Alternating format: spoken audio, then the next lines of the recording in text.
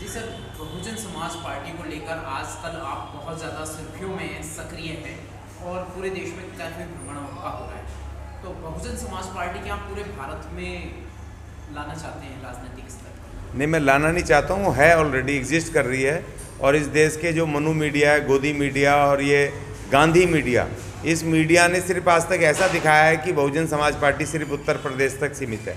और जबकि जब मैंने पूरा देखा इलेक्शन कमीशन से लेके तमाम उसमें, तो कश्मीर से लेके कन्याकुमारी तक सब बहुजन समाज पार्टी एग्जिस्ट करती है। उसकी स्टेट कमेटियां हैं और 4 करोड़ से ज़्यादा पूरे देश में वोट बैंक है बहुजन समाज पार्टी का। और बहुत सारे राज्य तो ऐसे हैं, जैसे 4 राज्यों में भी चुनाव हो रहे हैं, जिसमें मध्य प्रदेश है और ये आपका छत्तीसगढ़ है और राजस्थान है। यहाँ ऑलरेडी 10 से 12% वोट उनका अपने अपने राज्यों में बहुजन समाज पार्टी का है। राजस्थान में 6 विधायक थे और वहाँ पर मध्य प्रदेश में 2 विधायक थे और छत्तीसगढ़ में 2 विधायक थे बहुजन समाज पार्टी के, जो कि अब और तेलंगाना, अब जो तेलंगाना में एक लहर चली है बहुजन समाज पार्टी की, बहुत बड़ी ताकत के साथ विक्ट्री होने वाली है। तो बहुजन समाज पार्टी पूरे देश में है, ये सिर्फ उत्तर प्रदेश में नहीं है। तो हम जो कोशिश कर रहे हैं इस बार, हम ये कोशिश कर रहे हैं कि जो तीसरी बड़ी शक्ति है देश के अंदर, तीसरी बड़ी राष्ट्रीय party Bahujan Samaj party, BJP Congress के बाद जो तीसरी बड़ी पार्टी है बहुजन समाज पार्टी, तो इस बार हमें बहुजन समाज पार्टी को सत्ता में लाना है कि जो इस देश के 85% लोगों की, मूल नागरिकों की, SC ST OBC माइनॉरिटी की पार्टी है, गरीब तबकों की पार्टी है। और जिस पार्टी की नेत्री बहन कुमारी मायावती जी ने जब मुख्यमंत्री रही वो उत्तर प्रदेश की, तो उन्होंने लॉ एंड ऑर्डर, कानून व्यवस्था को इतना ज़बरदस्त बनाया जो आज भी मिसाल है पूरे देश में, वो मिसाल है। कोई भी राज्य सरकार है, यहाँ तक कि केंद्र सरकार ऐसा कानून व्यवस्था नहीं कर पाई।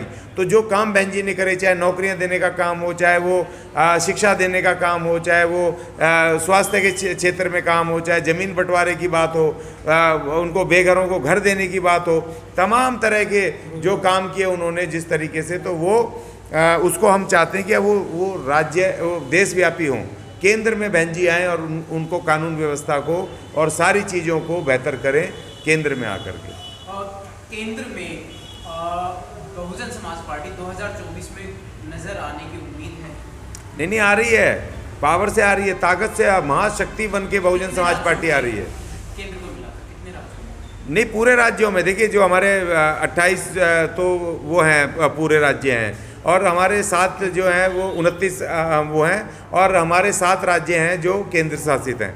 तो तमाम राज्यों में बड़ी तादाद में, जहाँ साउथ के 1-2 राज्यों को जहाँ थोड़ी कमजोरी है, उसके अलावा खासतौर पर उत्तर भारत में पंजाब से लेकर के हरियाणा, राजस्थान, मध्य प्रदेश, छत्तीसगढ़, उत्तराखंड, ये तमाम जगह, महाराष्ट्र, बड़ी तादाद में, बड़ी ताकत के साथ बहुजन समाज पार्टी का उभार हुआ है और सारे बहुजन ताकत से उनके साथ आए हैं। और इस बार बहुजन समाज पार्टी सत्ता में आएगी 2024 में, और बहन कुमारी मायावती पहली दलित प्रधानमंत्री इस देश की बनेंगी। नई संसद में पहला दलित प्रधानमंत्री बहन कुमारी मायावती के रूप में शपथ लेगा 2024 में। ये बहुत अच्छी बात है कि बहन जी की सरकार आएगी, भारत की प्रधानमंत्री बनेगी। उत्तर प्रदेश में जो उन्होंने अपने शासनकाल में चमत्कार करके दिखाया, वही पूरे भारत की जो है एक तस्वीर बदल जाएगी आने वाले समय, जो अब तक की राजनीतिक पार्टियां नहीं कर पाई है। ना 60 साल में कांग्रेस ने करके दिखाया और ना बीजेपी ने लंबे समय में। हाँ, बिल्कुल। तो सर, मैं एक चीज जानना चाहूँगा, क्या बहन जी से, हालांकि सवाल थोड़ा सा इसी लिख पर है, माननीय अशोक अज्ञानी जी की मुलाकात हो गई है अभी तक के दौर में? नहीं, देखिए, बिल्कुल, मैं लखनऊ गया था और मैं मिल कर के आया। आकाश आनंद जी के साथ मैंने नाश्ता किया, उन्होंने मेरी बात सुनी, 2 घंटे बात हुई उनके तमाम नेताओं के साथ, रामजी पाल गौतम जी के साथ, रामजी गौतम जी के साथ उनके साथ मीटिंग हुई, जो राज्यसभा सांसद हैं उनके। डॉक्टर अशोक सिद्धार्थ जी के साथ मुलाकात हुई, जो नेशनल कन्वीनर हैं, पूरा सब कुछ देख रहे हैं। तमाम नेताओं से मेरी बात हुई, मुलाकात हुई। और मैं काम कर रहा हूँ पूरे देश में, और मैं कोई पार्टी का ना पदाधिकारी हूँ, ना सदस्य हूँ, और ना मुझे कोई ज़रूरत है। मेरी एक ही ज़रूरत है कि मेरे भारत का संविधान खतरे में है। उस संविधान को मुझे पता है सिर्फ एक ही शक्ति बचा सकती है, और वो है बहन कुमारी मायावती, और कोई बचाएगा नहीं, क्योंकि ये मनुवादी है तो तोड़ने पे तैयार है ना। देखिए, कांग्रेस ने 60 साल में 100 से ज़्यादा इस भारत के संविधान में गैर जरूरी अमेंडमेंट करे। संशोधन जो इनकी ज़रूरत नहीं थी, गैर जरूरी संशोधन करे। कांग्रेस वो पार्टी है जिसने कि सीधा सीधा इस देश के बहुजनों का SC ST का रिजर्वेशन पे हमला करा, इस देश में निजीकरण की नीतियां ला करके। और बीजेपी उन नीतियों को आगे बढ़ाने वाली उसकी बी पार्टी है। बीजेपी ने वही काम किया जो कांग्रेस ने छोड़े थे या कांग्रेस ने नीतियां सेट की थी, उन्हीं कामों को आगे बढ़ा रहे हैं। और इन्होंने दोनों भाई हैं, इन्होंने कोई काम ऐसा नहीं किया जो संविधान अनुसार हो, संविधान को ख़त्म किया। और सबसे बड़ा दुख मुझे यह है कि कांग्रेस ने और बीजेपी ने भी जो संविधान का फंडामेंटल राइट का आर्टिकल 17 था उसको लागू नहीं किया, जिसमें बाबा साहब ने कहा था इस देश से अनटचेबिलिटी ख़त्म की जाती है। अर्थात किसी भी तरह की अस्पृश्यता, किसी भी व्यक्ति कोई अपने व्यवहार में, आचार में, भाषा में किसी भी तरह अगर छुआछूत करेगा किसी भी मनुष्य के साथ तो उसको कड़े से कड़ा दंड दिया जाएगा। ये कांग्रेस ने इसको छुआ नहीं आज तक और बीजेपी वालों में नहीं छुआ। अगर मान्यवर विश्वनाथ प्रताप सिंह की सरकार नहीं आई होती 1989 में तो हमें SC ST एक्ट भी नहीं मिलता। और तो और इसने कांग्रेस ने इतना भारी धोखा किया, बहुत सारे ऐसे लल्लू पंजुओं को भारत रत्न दे दिए, लेकिन बाबा साहब को भारत रत्न नहीं दिया था जिन्होंने भारत का संविधान बनाया। तो वो भी माननीय विश्वनाथ प्रताप सिंह जी ने, उन्होंने बाबा साहब को आकर के 1989 में उन्होंने बाबा साहब को भारत रत्न दिया। ऐसे बहुत सारे काम हैं जो हमारे साथ धोखे हुए, छल हुए, कपट हुई। अब उन छल कपट से हम सबक लेते हुए अब हम अपनी पार्टी को, जो इस देश के 85% बहुजनों की पार्टी है, क्योंकि हम भी बहुजन हैं, हम भी SC ST हैं, तो हम अपनी पार्टी और अपनी नेता को समर्थन करेंगे और अब अपने संविधान को बचाएंगे। दिल्ली में 40 लाख सिर्फ वाल्मीकि समाज है, क्या ये वोट बैंक में तब्दील हो जाएगा सर? देखिए, हमें वोट बैंक बनना ही नहीं है। वोट बैंक, हमें वोट बैंक बन के ही तो कांग्रेस हमें लूटती रही ना।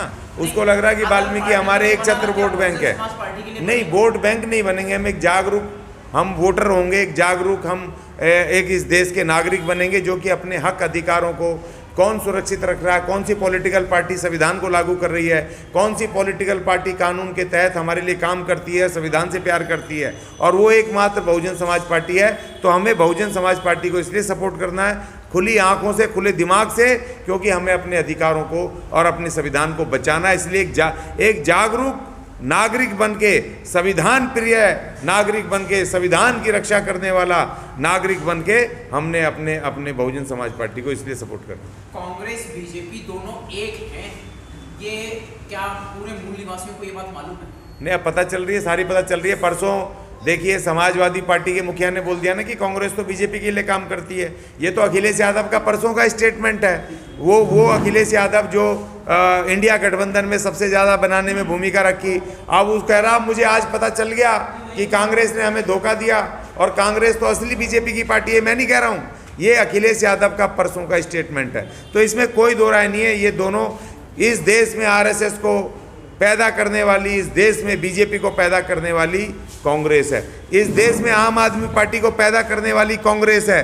क्योंकि 2012 में जब ये अन्ना आंदोलन को बिठाया, उस समय बहुजन समाज पार्टी का 14% वोट था दिल्ली में, और उत्तर प्रदेश में फुल फ्लैश सरकार थी, पूरे देश में हवा चल गई थी। इस देश में कुमारी मायावती को रोकने के लिए और बहुजन मूवमेंट को ख़त्म करने के लिए ये अन्ना आंदोलन शुरू किया गया और आम आदमी पार्टी का इसको बनवाया कांग्रेस ने। तो कांग्रेस के ये सारे चेहरे हैं और बहुजन समाज पार्टी दलितों का और बहुजनों का चेहरा। क्या विकार था, किस विकार के चलते, किस विकृति के चलते संविधान में अमेंडमेंट किए जो आप बता रहे हो 60 से ज़्यादा बदलाव? वो मनुवादी विकृति है ना, मनुवाद को उन्होंने शुरू से ही लागू करने की बात थी। देखिए, नजरों में संविधान की कोई अहमियत नहीं, संविधान तो फॉर्मेलिटी के लिए बनाया ना। अंग्रेजों का प्रेशर था कि भाई ये जब तक आप उनका वो था कि जब तक तुम अपना एक संविधान नहीं बनाओगे, कॉन्स्टिट्यूशन नहीं बनाओगे, जिसकी की जो एक्सरसाइज थी वो गोलमेज सम्मेलन से शुरू हो गई थी 1930 से, जिसकी कार्रवाई शुरू हो गई थी लंदन में। जो 3 गोलमेज सम्मेलन हुए, खासतौर पे 2, उसमें यही संविधान बनाने का प्रारूप के लिए आर्गूमेंट थी और उसमें तमाम पक्षों को बुला करके किया गया था। और जो कि वहाँ पर बाद में एक उसमें इंडिया का एक्ट बना था, जो 1936 का जो पहला चुनाव भारत में हुआ था, वो चुनाव उसी एक्ट के हिसाब से हुआ था। फिर आज़ाद भारत का जो होने के बाद जब इंडिया की अपना विस्तारित कॉन्स्टिट्यूशन बनाने की बात थी, तो उस कॉन्स्टिट्यूशन को बनाने की इस शर्त पर ही पावर हैंडओवर की थी अंग्रेजों ने कांग्रेस को कि आप अपना खुद का इंडिपेंडेंट कॉन्स्टिट्यूशन बनाओगे। और इसीलिए बाबा साहब ने जब कॉन्स्टिट्यूशन से बाबा साहब से बनवाया, वो बनवाने के बाद फिर कांग्रेस ने उसमें अमेंडमेंट 6 महीने बाद से ही शुरू कर दिए। देखिए पहला अमेंडमेंट जो आर्टिकल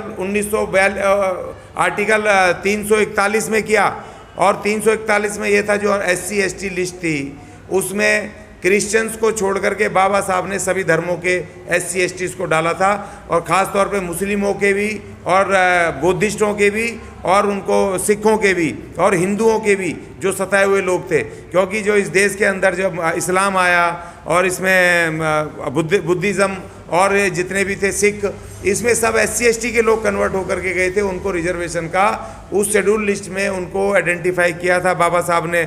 मगर नेहरू जी ने तुरंत चालबाजी समझ गए कि अगर ये शेड्यूल लिस्ट में अगर ये मुस्लिम भी होंगे और ये बुद्धिस्ट भी होंगे, सिख भी होंगे, तो उनको खतरा लग गया कि ये इतने विशाल SC ST हैं कि अपनी सरकार बना लेंगे कुछ चंद दिनों में, कुछ सालों में। तो उन्होंने क्या किया, सबसे पहले मुस्लिमों को उससे बाहर किया, वो बुद्धिस्टों को किया, सिखों को किया।